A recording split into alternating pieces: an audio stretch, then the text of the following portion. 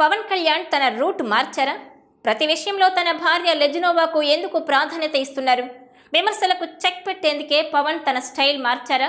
Lezhneva ఇప్పుడు talk of the Janasena ఎలా అయ్యారు? Watch this South First special story.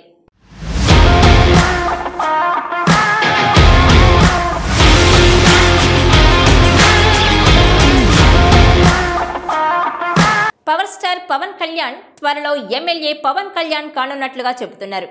ఇటీవల ముగిసిన ఎన్నికల పోలింగ్ ఫలితాలు జూన్ 4న వెల్లడి కానున్న సంగతి తెలిసిందే. ఇప్పటి వరకు అందుతున్న సమాచారం ప్రకారం పవన్ గెలుపు ఖాయమని బల్లగుద్ది మరీ చెబుతున్నారు.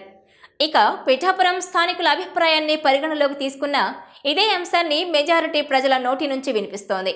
దీంతో ప్రత్యక్ష రాజకీయాల్లోకి వచ్చిన ఇన్నాళ్లకు అసెంబ్లీలోకి అడుగు పెడతారని చెప్పాలి. ఇదంతా ఒకెత్తైతే ఇటీవలి కాలంలో జనసేనాని తీరులో మార్పు కొట్టొచ్చినట్లుగా కనిపిస్తోందని చెబుతున్నారు. గతంలో ఈ తరహా తీరును ఆయన ప్రదర్శించలేదని చెబుతున్నారు. ఏపీ ప్రభుత్వంలో కీలక భూమికను పోషిస్తారన్న అభిప్రాయం వ్యక్తమవుతోంది. ఇటీవలి కాలంలో ఆయన తన భార్య అన్నాను వెంటబెట్టుకుని పలు కార్యక్రమాలకు హాజరు కావడం ఆసక్తికరంగా మారింది. పవన్ కళ్యాణ్ పెళ్లిళ్ల మీద, భార్యల మీద ఆయన రాజకీయ ప్రత్యర్థులు తరచూ వ్యాఖ్యలు చేయడం, పవన్ ఇమేజ్ను డ్యామేజ్ చేసే ప్రయత్నం చేయడం తెలిసిందే.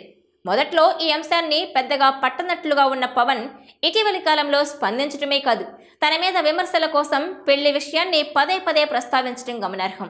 మరోవైపు 4వ పెళ్లి అంటూ చేస్తున్న ప్రచారం కూడా ఎక్కువైంది. దీంతో తన భార్యను తీసుకుని ఇటీవలి కాలంలో పలు చోట్లకు తీసుకెళ్తున్నారు.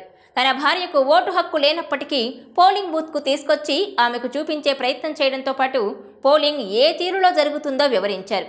అంతేకాదు, ప్రధాని నరేంద్ర మోదీ నామినేషన్ సందర్భంగా తన భార్య అన్నాతో కలిసి పవన్ ప్రయాణించారు. అంతేకాదు, వీరిద్దరూ జంటగా కాశీ విశ్వనాథుని ఆలయానికి వెళ్లి పూజలు, అభిషేకాన్ని చేపట్టారు. ఇదిలా ఉంటే పవన్ వెంట యూపీ పర్యాటక మంత్రి అరుణ్ కుమార్ సక్సేనా పవన్ దంపతుల వెంట ఉంటూ జాగ్రత్తలు తీసుకోవడం కనిపించింది.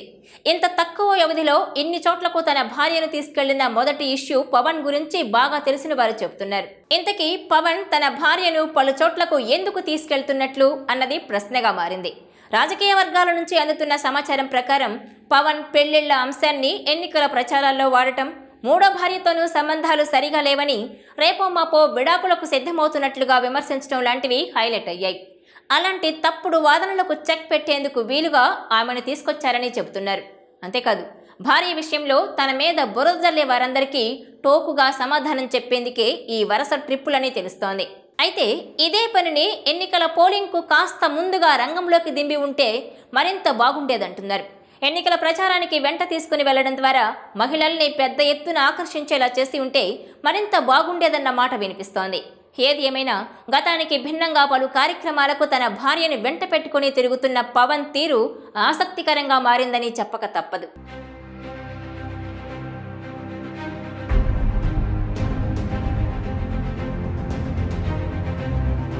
Please share, like and subscribe south first Telugu channel.